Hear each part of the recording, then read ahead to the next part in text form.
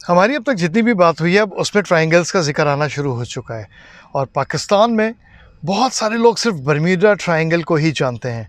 हालांकि Bermuda triangle के अलावा भी बहुत सारे ऐसे ट्रायंगल्स दुनिया में मौजूद हैं जिन्होंने बहुत सारे लोगों को, जहाज़ों को, शिप्स को हड़प किया है और उन लोगों का आज तक कुछ नहीं पता चला। ये ट्रायंगल्स कहाँ कहाँ हैं, इनके नाम क्या क्या हैं, इन सब की तफसीलात मैं अब एपिसोड 30 से शुरू कर रहा हूँ। इनके नाम, इनकी लोकेशंस मैं आपको दूंगा।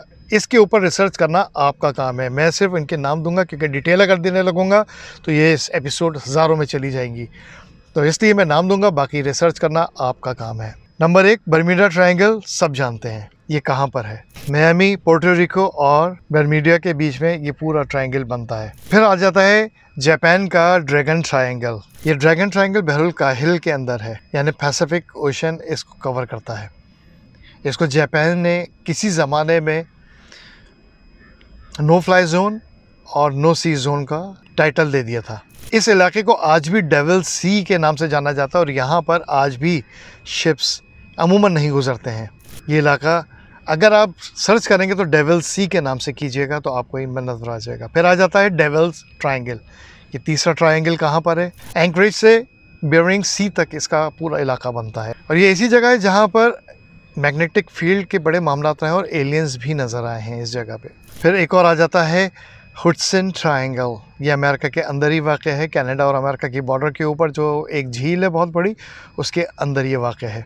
यहाँ एनर्जी वॉर्टेक्स है। एनर्जी वॉर्टेक्स क्या होती है ये आप अपनी खुद रिसर्च का हिस्सा बनाइए। यहाँ पर यूएफओ साइटिंग भी हुई और बहुत सारे लोग लापता हुए हैं और ये वो जगह है जहाँ पर टाइम स्लिप्स भी बहुत हुए हैं। ये टाइम स्लिप्स क्या हैं ये मैं आगे कभी बताऊंगा। फिर आ जाता है फ्लोरिडा का सांता रोज ट्रायंगल। फिर छठा आ जाता है साउथ अटलांटिक एनोमली।